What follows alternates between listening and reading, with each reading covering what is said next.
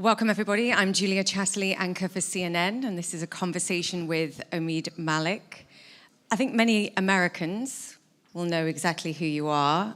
Internationally, it's a more rarefied crowd, at least for now. So I gathered a few of your titles in order to introduce you across various forms of press, just to be clear. The president-elect's son's boss, you've hired Don Jr. You are a venture capitalist, the firm 1789, an important year. You're an anti-woke warrior, you're an anti-ESG warrior, you're a former banker, a deal maker, a Democratic donor, a Republican donor, a MAGA financier. You were a former member of the Council of Foreign Relations, that's boring by comparison. A child of Iranian and Pakistani immigrants, but obviously born in America. You're also a father and a husband. For those that don't know you and should, who are you, please? I'm Batman. And in addition to being Batman. You know, I think what you ended with is probably the most important to me. Definitely my family is where everything starts, but it's also the reason why I decided to get as involved as I did. I think I had a fairly conventional political upbringing, being from the Northeast in New York City, supporting Democratic candidates. But as I grew older, some of the assumptions I think I had were no longer appropriate based on what was going on in the world. So as the world became more globalized, I think some of the presuppositions that we learned in the 90s about neoliberal or neoconservative thinking were demonstrated to be untrue, particularly with the rise of China, aided by the United States. We needed to rethink the role the United States was going to play, and all of that came really crashing in front of my face with the 2016 election. In what way? That as someone living in New York City, I didn't know my own country and how they could have voted for Donald Trump. I was shocked. And when most people in New York City saw that happen, they decided to cry and not get out of bed and complain and try to make fun of him and say he didn't know what he was doing. I decided to do the opposite, which is that a lot of people aren't happy. Why aren't they happy? And you start to look at statistics and you see that we were eviscerating the middle class with our policies. And they had every right to be angry about what was going on. And you saw a similar phenomenon happen with Brexit. So I think you need to start to understand, if you're not taking care of your own people, that should be the number one thing as a leader that you care about. And that sent me on kind of an exploration, reevaluating the kinds of politicians I wanted to support. You do that in the United States mostly through donations and giving money. And then kind of the catalyst and galvanizing moment was the conduct and behavior of our leaders during COVID. And that made me a political refugee, leaving New York and going to Florida, and retrenching there, and deciding to make sure that the people who did that were going to be punished. Okay, so this is important to set the scene because you are sort of a poster child for the Democratic Party in many respects, and as you've described, you've shifted. For those in the audience that might not know or who are listening to this, you're about as close as it gets to the sort of unofficial White House now, of course, which is Mar-a-Lago, where the president-elect is based. We've mentioned your relationship with Don Jr., his son. You've interacted over It's my country club, too, Mar-a-Lago. Okay. That's where I play tennis. You hang out there? Yeah, right. Okay. So.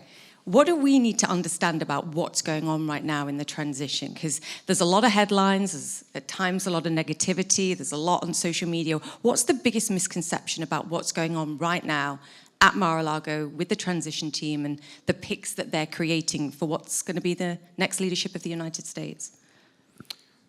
Well, I think that, one thing I would say that's a takeaway that people should understand is that this is the most ideologically diverse cabinet I've seen in my lifetime. So I think that's really important.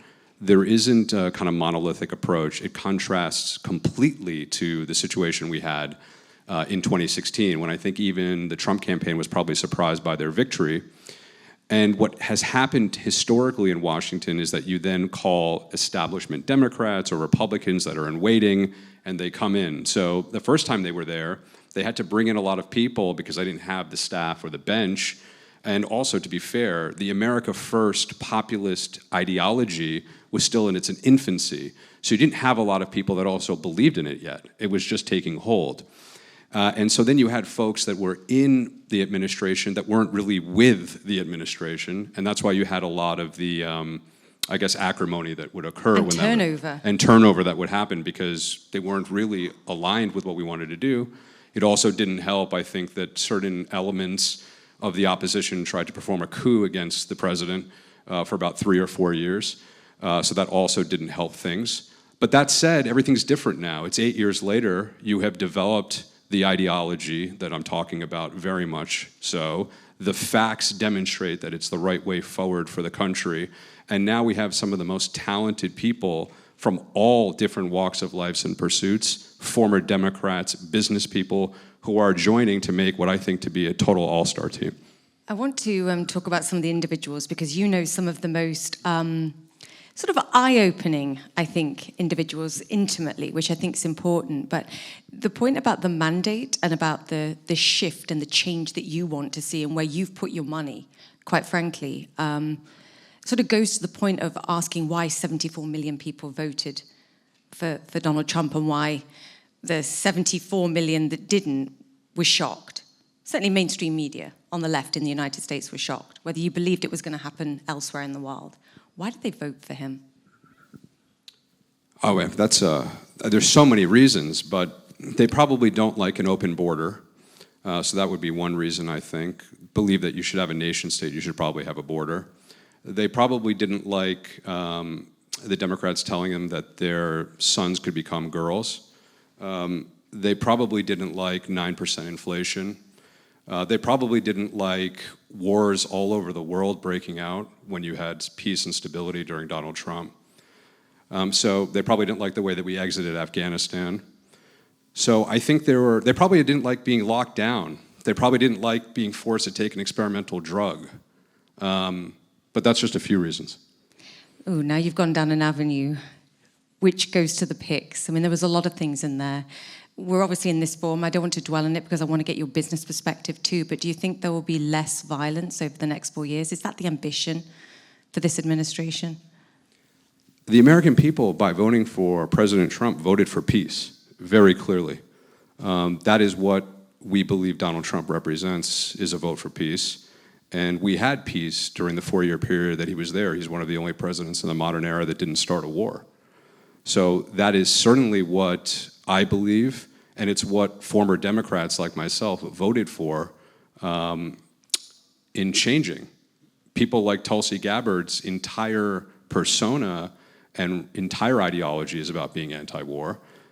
She decided to vote for him, become a vocal surrogate, and has now been nominated to be the Director of National Intelligence. Very significant. At worst, the press coverage of her is that she has ties to the former Assad regime, that she's an American traitor. You've given her money for a long time. You've known her well. You're also the broker in many respects of the relationship between RFK Jr., Bobby, as you referred to him earlier with me, and the president-elect as well. At worst, again, in media coverage, he's an anti-vaxxer, and now he's going to be in charge of the health of the United States and policy that directs that. Give us the understanding of what we need to understand about these people, because you've known them intimately for a long time. Yeah, I mean, the way that, and I know it's not you, but the way that they're trying to even be described with that nomenclature is exactly why people don't trust the mainstream media anymore. So when Bobby's career was about making clean water, they didn't call him anti-fish. Just because he wants healthy drugs doesn't mean that he's anti-vaccine. Now, let me spend a second about the vaccine topic or drugs generally in the United States to demonstrate how it's actually idiocy to not want to examine what's going on in the current paradigm. In the United States, we're one of only 2 countries in the world that allow pharmaceutical companies to advertise. Most people don't know that. Why is that? Why is it during COVID, when Anderson Cooper was on every night, respectfully, that it was then saying it was brought to you by Pfizer? Pharmaceutical companies are the #1 advertisers on cable news. Do we really think that that doesn't impact their coverage of the topic? So I just think it's obvious that that needs to be examined.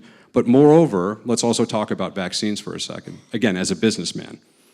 In America, based on a law that was passed in 1986, you must take vaccines, or your children must, but you have no downstream liability associated with it.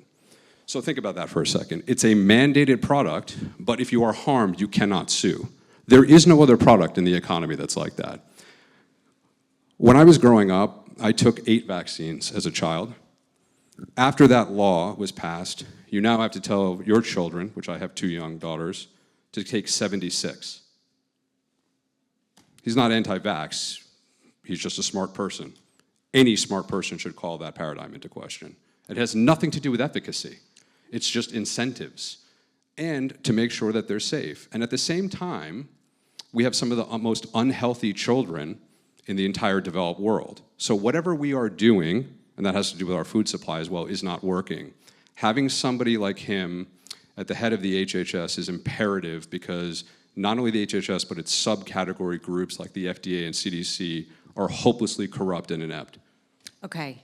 There is so much there that I could keep you talking for an hour and a half and debating this, which I don't want to do. But just Tulsi? Did you want me to do Tulsi? Well, I think your point is important, that it should be okay to ask questions. And I think the message from perhaps how people are voting and the people that are coming in is that it's okay not to assume, when you're one of the richest, fattest, illest nations in the world, that the status quo isn't necessarily correct.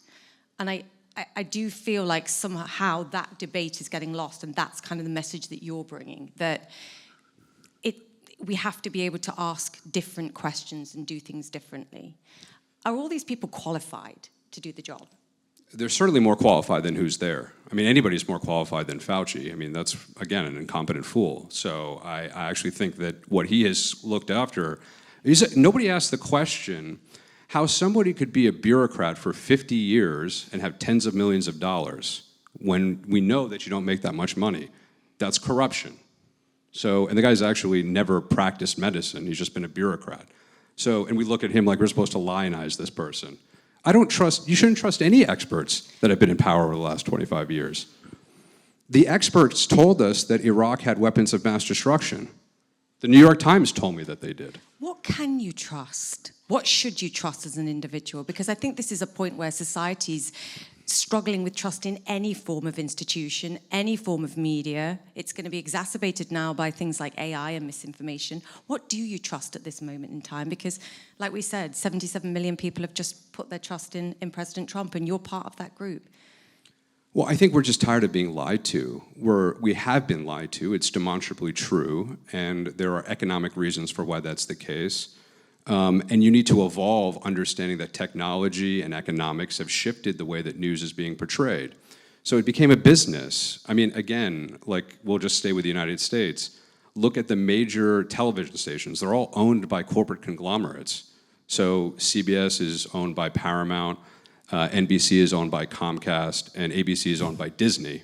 And then you have a few billionaires that own some other properties. That's basically the media in the United States. What has happened really since 2020, when big tech companies colluded with large broadcast networks to suppress factual information about President Biden's son's laptop, which was not Russian disinformation, people realized that they were totally lied to at that point. And what we needed to do was find other avenues to ascertain information from what we believe to be authentic sourcing. And at some point, capitalists like myself were going to fill the void with that. And I'm happy to say that one of the first investments our new fund made was putting Tucker Carlson in business with his new network. And just in case you don't know who Tucker Carlson is, to the left, he's sort of a devil incarnate, and to the right, he's sort of a folk hero. Do you believe everything he says? I don't believe anything that anybody says all the time, but I mean, I think for the most part, what he is doing is getting people information with people that they need to hear from. So for example, when you are beating the drumbeat for war between the United States and Russia, it's important to understand what their leaders are thinking. No reporter of the United States went and interviewed Putin except him. And by the way, thanks to Elon Musk, another national hero, that interview had a minimum of 250 million impressions on it when he interviewed him. Even if you think that's inflated by 50%, that's 125 million people viewed it. MSNBC gets about 100,000 people watching their garbage. You can't debate the coverage. I mean, I'll push back on that and say a lot of people would say there was a lot of propaganda in that, but he was given a platform. And I guess as a consumer, you have to pick and choose what you see as right and wrong in this. I'm conscious of time. Where is the country going to be in 4 years, in your mind, assuming the picks that he's chosen stay, are confirmed by the Senate? Where is the country going to be in 4 years' time? What's the vision? We are embarking on an American renaissance right now. We couldn't be more optimistic. What we talked a lot about was some of the issues in the past as to how we got here. But going forward, what we have to do now is galvanize the American society and its economy. The first thing is you have to shut the border down. You're not a country if you have an open border. That's step one. And we have to deport people that came there illegally. That's going to actually increase wages for American workers. Secondly, we need to deregulate immensely, open up energy production in the United States, and start creating a pro-growth mentality. We've had the opposite of that over the last 4 years. Once you start getting 4 or 5% growth, and at the same time, we have to cut the inefficiencies in our government by at least $1 trillion as well. Do you think they're going to be able to do that? Oh, absolutely. I mean, I think that, if you look at what they're doing with Vivek and Elon with Doge, this is like a very, very important initiative to shine a light on all the waste, fraud, and abuse, particularly even if you look at things like our own Pentagon that can't pass an audit. I mean, how do we accept this stuff? We shouldn't accept this stuff. We should expect more. How powerful is Elon Musk in this administration, unofficially? Because you've now got to know him over the past month. I mean, he's a very inspirational, remarkable person. I think he's the Thomas Edison of our time. And for him to be the richest man in the world and spend every day working on transition matters and giving his input, I think is a national service, frankly. He was also, I think, just an incredible surrogate for the president. I mean, he's an iconoclast in his own right. And I thought, just like with him and with Bobby and Tulsi and Vivek and J.D. Vance, by the way, who we haven't talked about, have broadened the tent so dramatically of the Republican Party. Could you have done this without his money? I'm certain that we probably could have, but it didn't hurt. But you think that he's additive to the message at this moment and the shift and change in the United States? Well, I also think one of the most important things we had this time was that we had what we call now X as opposed to Twitter. So Twitter was a tool used to suppress information and actually help throw the election, in my opinion, in the wrong way in 2020. Because as you recall, they said that it was disinformation in conjunction with 51 intelligence officials that wasn't real and that it was Russian disinformation. So that's highly problematic when intelligence officials are collaborating with a purportedly private actor to suppress information of the American public. What Elon has done is come and taken that over and now allows truly free speech in accordance with the First Amendment. And people are old enough and wise enough, I think, to make their own determination about what's false and what's not. Are they? I think so. I'm frightened for the next 4 years. Who should be the arbiters then, in my opinion? I mean, that's where public. this then right. So in the end, it's down to us. It's got to be the public. It shouldn't be a CNN or MSNBC reporter or even a Fox reporter, quite frankly. I try. I really do. Roll the Rolodex, because you're known for your contacts. What is the business community saying to you? Because there are people listening here, there are people watching. They want to be, I think, optimistic, and I certainly hear optimism from the business community, but I also hear the cautiousness over tariffs, the potential that we do see a sort of jacking up of tariffs, that it causes economic slowdown or inflation. Like, what's the scoop on that? What's the strategy? And what is the business community saying to you? Well, the business community is thrilled right now in the United States because people want to hire, they want to get back to business. We had, a government in place that was not pro-business, that was not pro-energy. I mean, one of the great things we have now is we're going to lead the world, I hope, in AI and crypto. What we were doing instead was stifling innovation, which is like the opposite of what American ethos should be, is to actually facilitate innovation, particularly in those two areas, which again require energy. A windmill is not going to give you the kind of energy you need for an AI explosion. So, can I speak to the ESG warrior, anti-ESG warrior? Can we do it sustainably? I think you can. What you shouldn't do again as the United States is cut off your nose to spite your face, which is to say that I'm only going to use windmills, but everybody else in the world should, burn coal. That doesn't make any sense, actually. And we can try to develop cleaner technology simultaneously and concurrently. Again, Are we going to innovative do technologies. that? Is the US going to do that? Of course we're going to do that. But we're also not going to stop producing energy that we know works, that we need in order to fuel growth. And I think that's really the difference. And also the other thing you shouldn't do is tell everybody to go to an electric vehicle if China controls 95% of the lithium market. That doesn't seem like a very smart move either, actually, politically or geopolitically. So these are some of the things that we have to stop. And the business community, I think, is thrilled that we have business people, and again, the president himself, also the vice president, like me, is a venture capitalist, are business people. Kamala Harris and Joe Biden never held a job outside of government in their entire lives. So you want those people running an economy? I don't think so. So I think that's another great thing that we have right now at the top. And yeah, I think it's a lot of optimism. What's Trump's Achilles heel? Because you gave money to Ron DeSantis, you were in Florida. We've mentioned the relationship with RFK Jr. And then obviously you put your weight behind Trump. What do you see as his potential Achilles heel? Maybe there isn't one, but I think everybody has to be aware of their vulnerabilities at a moment in time. What do you see as his in his sort of fight for the United States as you're portraying it? Well, I think it goes back to how we started the conversation. When you look at, and even Bezos said this the other day, like Trump in 2016 is different from Trump in 24.